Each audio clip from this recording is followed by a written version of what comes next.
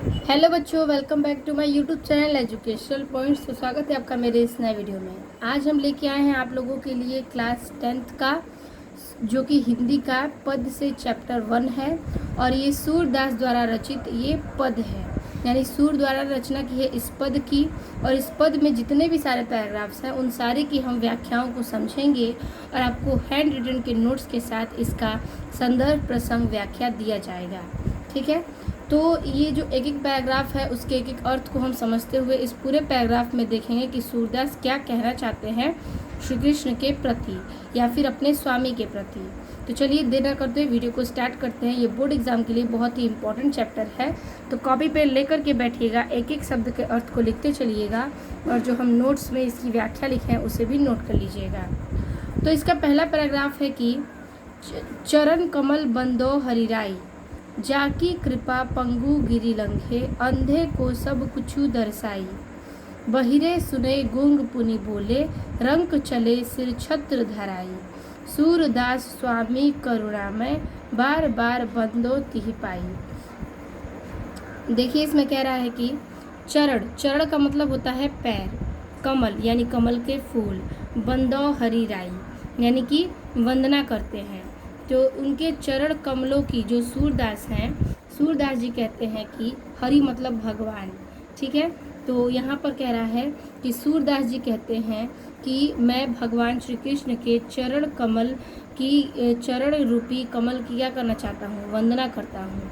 ठीक है, सूरदास कहते हैं कि मैं श्री कृष्ण के चरण रूपी कमल रूपी चरण का क्या करना चाहता हूँ, वंदना करना चाहता हूँ। जाकी कृपा पंगु गिरी लंघे, जाकी यानी जिसकी, कृपया मने उसकी कृपा से, जिसकी कृपा से, पंगु मने लंगड़ा, गिरी मतलब पर्वत, लंघे मने लांघता है, यानी जिसकी कृपा से लंगड़ा व्यक्ति पर्वत को लांघ देता है। अंधे को सब कुछ दर्शाई, यानी अंधे व्यक्ति को सब कछु मने कुछ, दर्शाई मतलब दिखाई देने लगता है, यानी जिसकी कृपा से लंगड़े व्यक्ति को पर्वत लांघ लेता है, अंधे व्यक्ति को सब कुछ दिखाई देने लगता है। बहिरो सुने गूंग पुनि बोले, बहरे व्यक्ति को सब कुछ क्या होता है, बहरे सुने, बहरे व्यक्ति को सुनने लगता है। गूंग पुनि बोले, गूंगा व्यक्ति पुनः बोलने लगता है।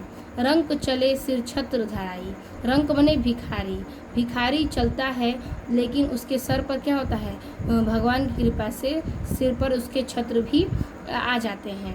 तो रंक चले सिर छत्र धराई यानी कि भिखारी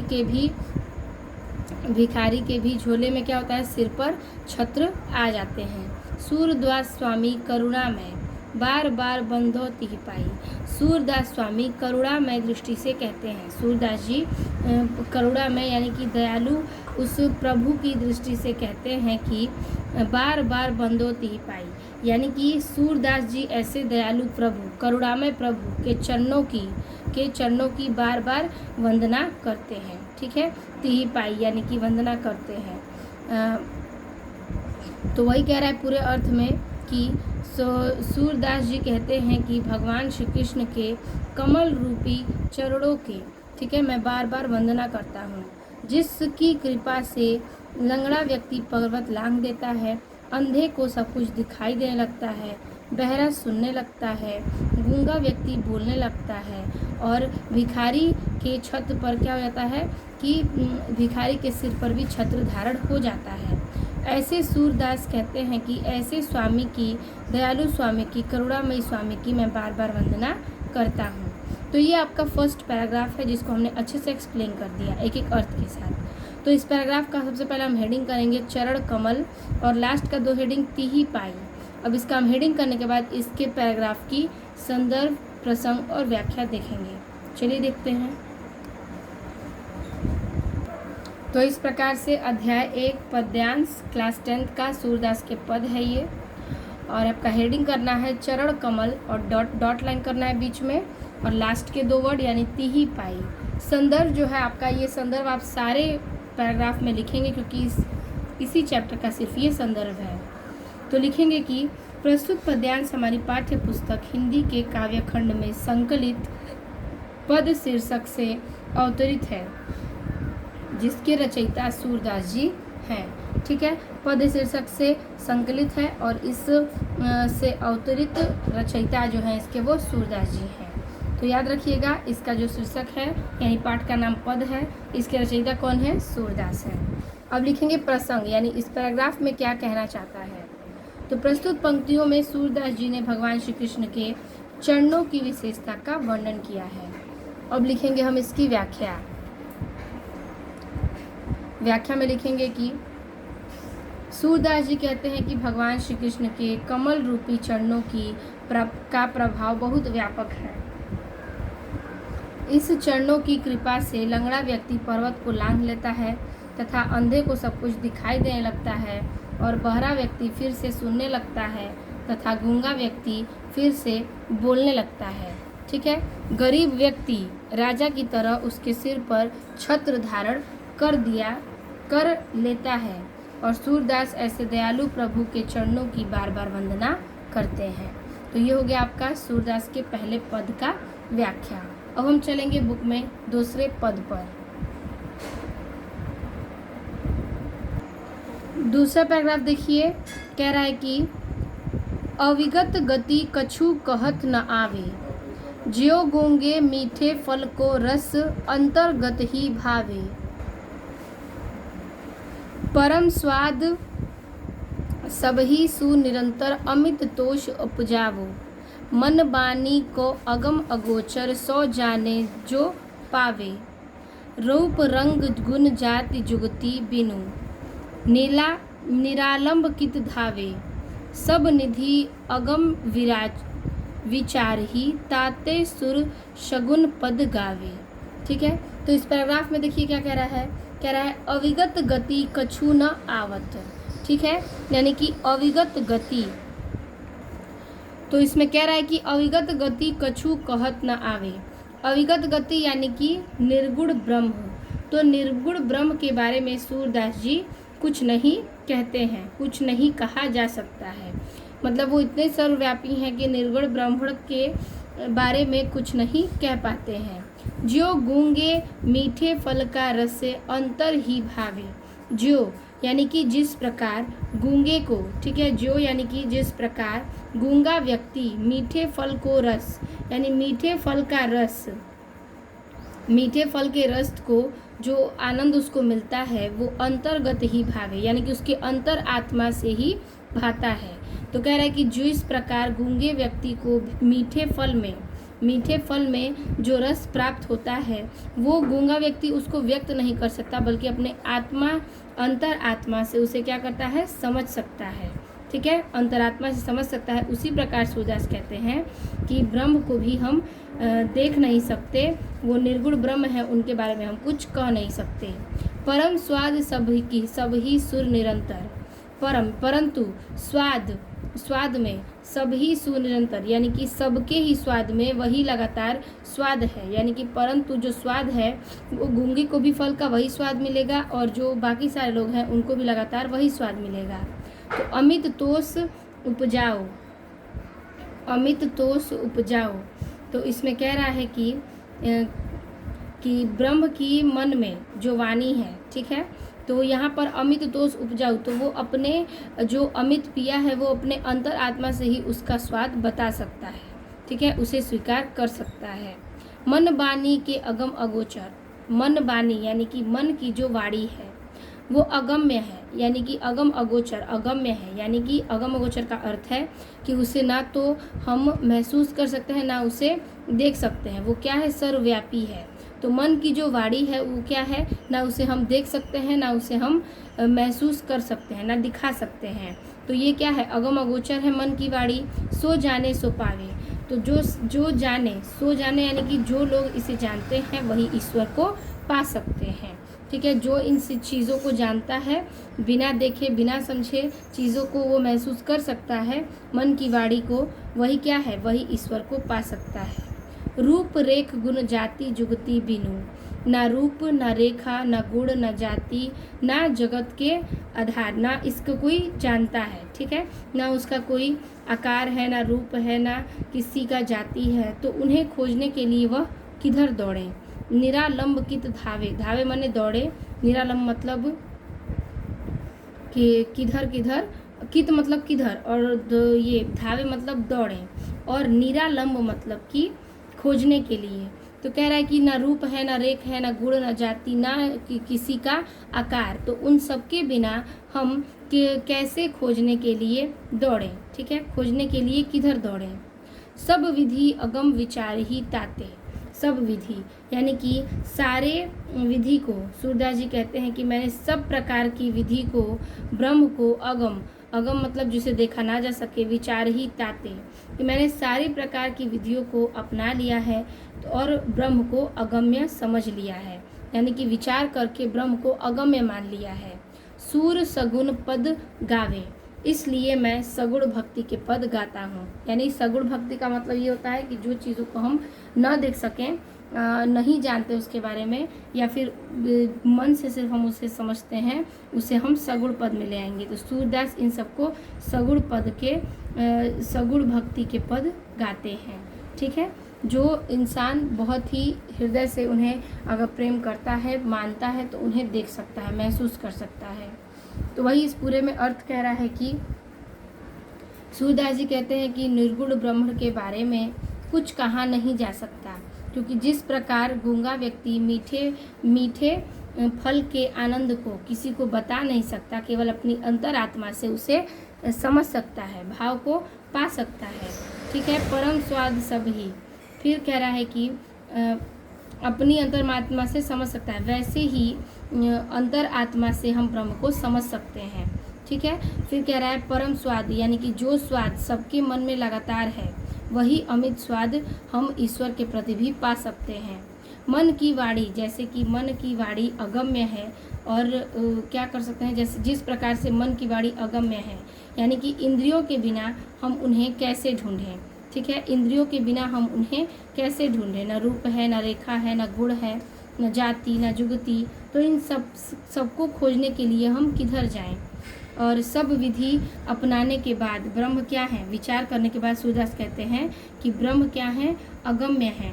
ठीक है, ब्रह्म को हमने अगम्य मान लिया है, इसलिए मैं सगुण भक्ति के गुण गाता हूँ। ठीक है, तो ये हो गया आपके इस पैराग्राफ का अर्थ। चलिए हेडिंग करेंगे, अविगत गति, और डॉट लाइन लास्ट में, सगुण पद गावे। चलिए देखते हैं इसका प्रसंग, व्याख्या, संदर्भ। दूसरा लिखेंगे अविगत गति डॉट लाइन सगुण पद गावे। संदर्भ लिखेंगे पूर्वरत। प्रसंग, प्रस्तुत पंक्तियों में सूरदास जी ने निर्गुण ब्रह्म की विशेषताओं के बारे में कहा है।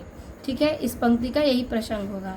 व्याख्या लिखेंगे, सूरदास जी कहते हैं कि निर्गुण ब्रह्म के बारे में कुछ कहा नहीं जा सकता है, क्योंकि जिस प्रकार गूंगा व्यक्ति मीठे फल का आनंद को किसी को बता नहीं सकता, केवल अपनी अंतरात्मा से समझ सकता है, वैसे ही ब्रह्म को केवल अंतरात्मा से समझा जा सकता है। ब्रह्म मन और वाणी से अगम्य है, और इंद्रियों के बिना उन्हें कैसे ढूंढा जा सकता है। उनको केवल जो जानता है वही पा सकता है, यानी कि उनको जो मन की आत्मा से जानता है वही उन्हें पा सकता है। बिना किसी रूप और आकार, बिना किसी जाति युक्ति के उन्हें खोजने के लिए हम किधर दौड़ें। सूरदास जी कहते हैं कि मैंने सब प्रकार से ब्रह्म को अगम्य समझ लिया है, इसलिए मैं सगुण भक्ति के पद गाता हूँ। ठीक है, ये हो गया आपके दूसरे पैराग्राफ की व्याख्या। अब हम चलेंगे पैराग्राफ नंबर 3 पर। अब हम चलेंगे तीसरे पैराग्राफ पर। कह रहा है तीसरा पैराग्राफ की, किलकत कान्ह घुटु रुवनी आवत, मणिमय कनक नंद के आंगन, बिंब पर पकरीबो धावत, कबहू निरखी हरि आपू छाह के, करी सो परकन चाहत, किलकी हसत राजत द्योदतियाँ, पुनि पुनि तिह अवगाहत, कनक भूमि पर कर पग छाया, यह उपमा इक राजती, करी करी प्रतिपद प्रतिमणि बसुधा, कमल बैठकी साजती, बाल दशा सुख निरखी जशोधा, पुनि पुनि नंद बुलावती, अचरा तर ले ढाकी सुर के प्रभु को दूध पियावती।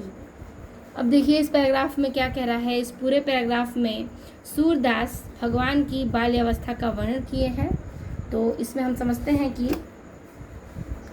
किलकत कान घुटुरुवनी आवत, यानी कि किलकारी मारते हुए जो कान्हा है, सूरदास जी कहते हैं कि कान्हा किलकारी मारते हुए, भगवान जो श्री कृष्ण हैं यानी कान्हा जो हैं वो किलकारी मारते हुए घुटरुवनी यानी घुटनों के बल, आवत मतलब चलकर आते हैं। ठीक है, घुटनों के बल चलकर आते हैं कि किलकारी मारते हुए जो श्री कृष्ण हैं वो घुटनों के बल चलकर आते हैं। मणिमय कनक नंद के आंगन, मणिमय यानी मणियों से युक्त, कनक यानी स्वर्ण, मणियों से युक्त स्वर्ण में नंद के आंगन में बिंब, नंद के आंगन में आते हैं। और बिंब पकड़ीबो धावत, बिंब मतलब कि अपनी परछाई, पकड़ीबो मतलब पकड़ते, धावत मतलब आते हैं, यानी कि आंगन में प्रतिबिंब को पकड़ने के लिए दौड़कर आते हैं, दौड़ते हैं। आवत माने आते हैं और धावत माने दौड़ते हैं। तो मणियों से युक्त स्वर्ण जैसे नंद के आंगन में अपनी परछाई को पकड़ने के लिए दौड़ते हुए आते हैं। कबहू निरखी हरि आपहूँ छाह को, कबहू यानी कभी कभी, कभी कभी निरखी यानी निहारते हैं, हरि यानी भगवान श्री कृष्ण, आपू छाह को यानी कि उस छाह को, अपने आंगन की छाह को। ठीक है, करी सो पकड़न चाहत, और उस छाह को अपने हाथों से पकड़ने की चाहत रखते हैं, यानी कि पकड़ने की कोशिश करते हैं। किलकी हसत राजत दो दतियाँ, किलकारी मारते हुए हंसते हैं और उनके जो मुख पर दो दांतें, सुंदर सी दो दांतें दिखाई पड़ती हैं। ठीक है, यानी किलकारी किलकते समय उनके आगे दो दांतें सुशोभित हो रहे हैं। पुनि पुनि तिह अवगावत, और बार बार श्री कृष्ण बार बार अपने दांतों को पकड़ते हैं। ठीक है, अपने दांतों को भी बार बार क्या करते हैं, पकड़ते हैं। अवगाहत मतलब पकड़ते हैं। कनक भूमि कर पग छाया, कनक यानी कि स्वर्ण भूमि। ठीक है, स्वर्ण भूमि जो सोने से बनी जैसी उनकी भूमि है, उसकर कग पर छाया यानी कि उनकी परछाई उस पर पड़ती है जमीन पर, और उसको वह अपने पैरों से बार बार अपने पैरों की छाया से क्या करते हैं, पग से उस छाया को पकड़ते हैं।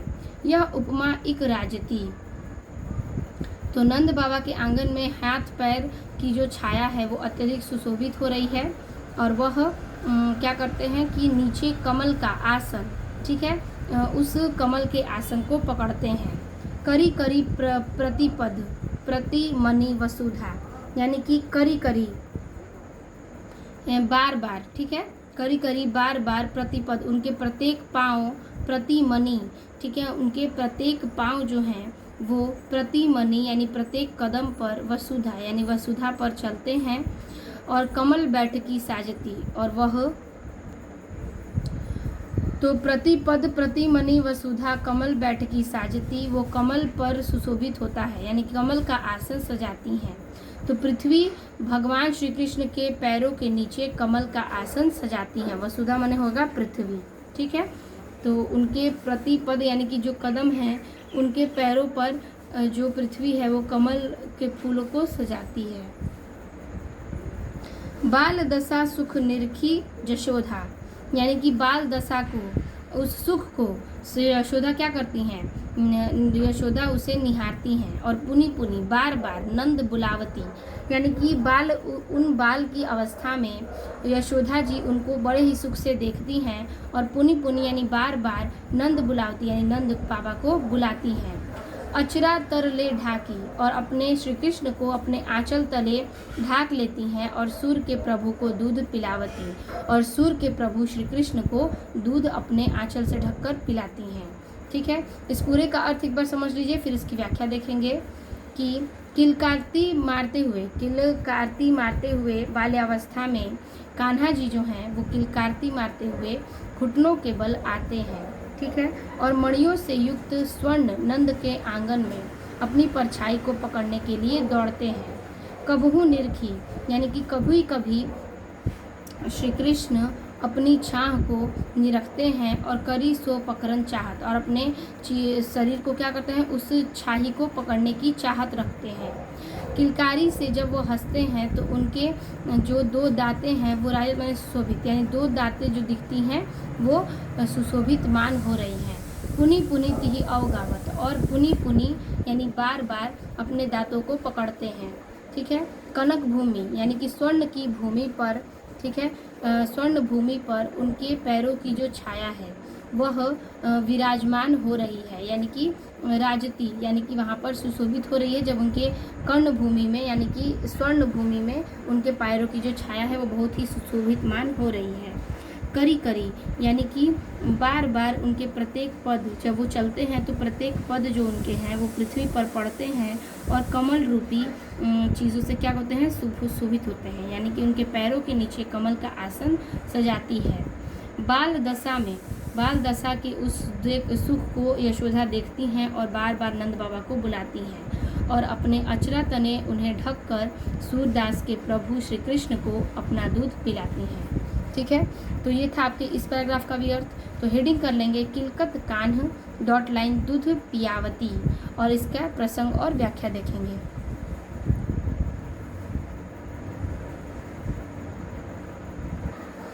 तो हेडिंग करेंगे किलकत कान्ह और डॉट लाइन दूध पियावती। संदर्भ यानी पूर्वरत रहेगा, यानी वही संदर्भ है जो हमने पहले बताया था। प्रसंग में लिखेंगे प्रस्तुत पंक्तियों में सूरदास जी ने भगवान श्री कृष्ण की बाल्य अवस्था का वर्णन किया है। अब करेंगे व्याख्या, जिसमें लिखेंगे कि सूरदास जी भगवान श्री कृष्ण की बाल्य अवस्था का वर्णन करते हुए कहते हैं कि किलकारी मारते हुए भगवान श्री कृष्ण घुटनों के बल चलते हुए आ रहे हैं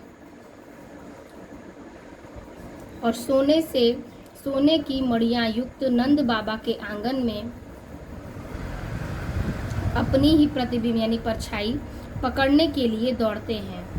किलकते समय उनके आगे जो दो दांत हैं वो बहुत ही सुशोभित हो रहे हैं। श्री कृष्ण बार बार अपने दांतों को पकड़ने लगते हैं। ठीक है। और नंद बाबा के आंगन में हाथ पैर की छाया अत्यधिक शोभायमान प्रतीत हो रही है। पृथ्वी भगवान श्री कृष्ण के पैरों के नीचे कमल का आसन सजाती है। उनकी दशा को देखकर यशोदा माता बार बार नंद बाबा को बुलाती हैं और अपने पुत्र को आंचल के नीचे ढककर दूध पिलाती हैं। तो इस प्रकार से हमारा तीसरा पैराग्राफ भी समाप्त होता है। अब हम चलेंगे पैराग्राफ नंबर 4 पर।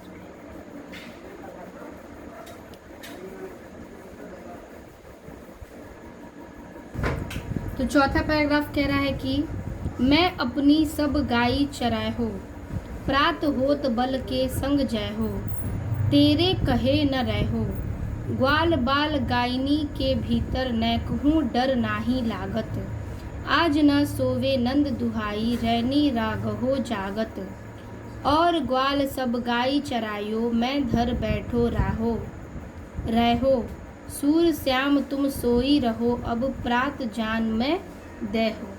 ठीक है। इस पैराग्राफ में देखिए क्या कह रहा है कि मैं अपनी सब गाय चराए हो, यानी कि श्री कृष्ण कहते हैं अपनी माता से कि मैं अपनी सभी गायों को चराने जाऊंगा, मैं अपनी सभी गायों को चराऊंगा। प्रातः यानी कि सुबह, प्रातः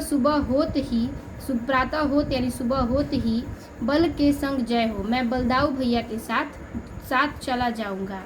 तेरे कहे न रहो, और तुम्हारे कहने से मैं नहीं रुकूंगा।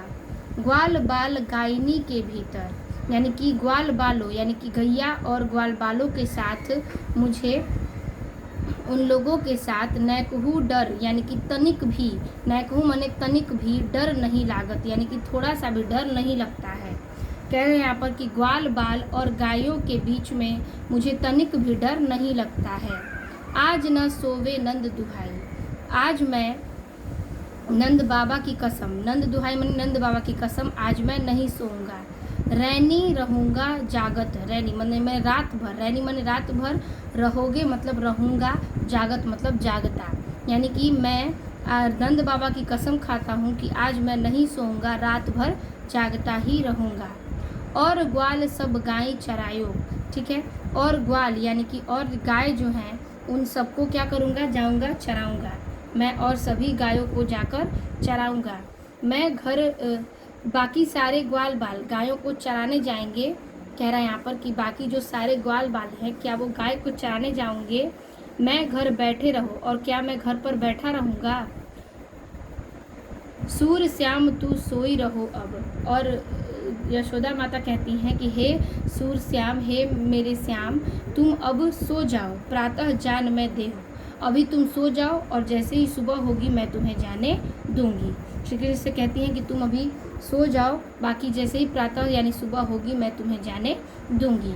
ठीक है, तो पैराग्राफ बहुत ही इजी है, बहुत ही अच्छा है, इसमें आपको तुरंत समझ में आ जाएगा। कहने का तात्पर्य है, इसमें कह रहा है कि एक बार हम रिवीजन करते हैं कि मैं अपनी सभी गायों को चराऊँगा। प्रातः यानी सुबह होते ही मैं बलदाऊ भैया के साथ चला जाऊंगा और तुम्हारे कहने पर भी नहीं रुकूंगा। ग्वाल बाल और गायों के साथ मुझे तनिक भी डर नहीं लगता।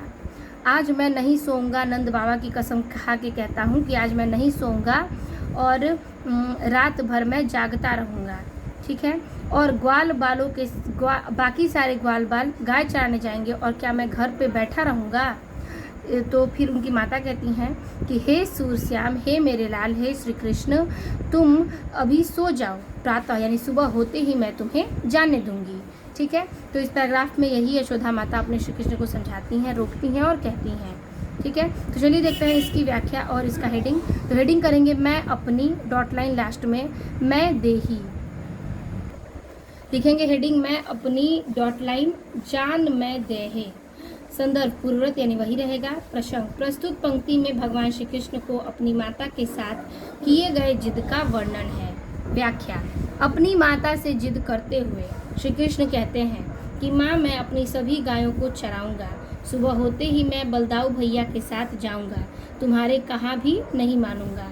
ठीक है, और ग्वाल बालाओं और गायों के संग कोई डर नहीं लगता, मुझे कोई भी डर नहीं लगता। नंद बाबा की कसम, मैं आज सारी रात जागूंगा, जितने भी ग्वाल हैं सब गाय चराते हैं, मैं घर पे क्यों बैठा रहूं। अंत में यशोदा मैया कहती हैं कि हे श्याम, तुम सो जाओ, कल सुबह मैं तुम्हें जाने दूंगी। ठीक है, यही इस पैराग्राफ का क्या है, अर्थ है। तो चलिए देखते हैं अब हम नेक्स्ट यानी कि 5वां पैराग्राफ।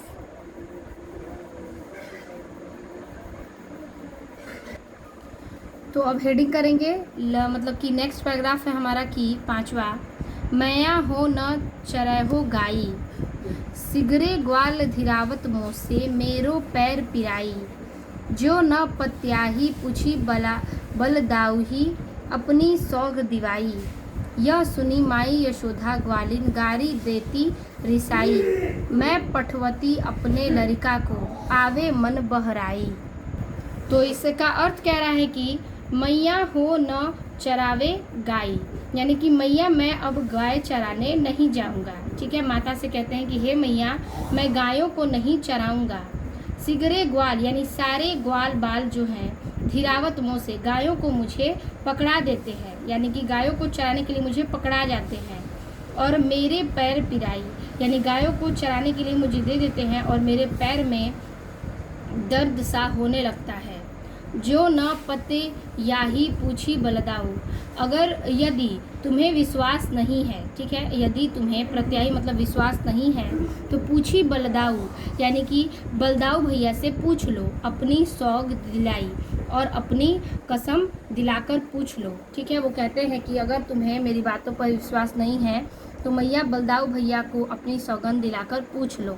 यह सुनी माई यशोदा ग्वालिन, यह सुनकर माता यशोदा ग्वाल बालों को गाली देती रिसाई, रिसाई मतलब क्रोधित होकर ग्वाल बालों को गाली देने लगती हैं। मैं पठवती अपने लड़का को, यानी कि मैं अपने लड़के को भेजती हूँ, कि मैं अपने बच्चे को भेजती हूँ कि आवे मन बहराए, कि वह अपना मन बहलाकर घूम घाम कर आ जाए। ठीक है, वो चाहती है कि मैं अपने पुत्र को मन बहलाने के लिए भेजती हूँ। ठीक है, इतने का ये अर्थ है। फिर एक और लाइन है कि भेजती हूँ सूर श्याम मेरी अति बालक मारत तिही रिगाई। ठीक है, भेजती हूँ और तो सभी ग्वाल मेरे प्रिय श्री कृष्ण को दौड़ाकर मार डाल रहे हैं। ठीक है, वो कहते हैं कि सूर श्याम मेरे प्यारे श्याम को, मेरा जो बालक है उसको वो लोग रिगाई मतलब दौड़ाकर मारने लग रहे हैं। यानी कि वो गाली देते हुए कहती हैं कि मैं अपने बच्चे को मन बहलाने के लिए भेजती हूँ और सारे बालक क्या कर रहे हैं, मेरे बच्चे को दौड़ा करके मारने लगते हैं। ठीक है, फिर से एक बार रिपीट कर देते हैं इसको, फिर देखते हैं इसकी व्याख्या। इस पैराग्राफ में कह रहा है कि इस पैराग्राफ में कहना चाहते हैं कि श्री कृष्ण कहते हैं अपनी माता से कि मैया मैं गायों को नहीं चराने जाऊंगा। ठीक है, सभी ग्वाल मुझे दौड़ाते हैं। ठीक है, फिर कहते हैं कि सिगरे ग्वाल यानी सारे ग्वाल मुझसे गायों को क्या करते हैं, चरवाते हैं और दौड़ाते हैं, जिससे मेरे पैर क्या करते हैं, पिराई यानी कि दर्द करने लगते हैं।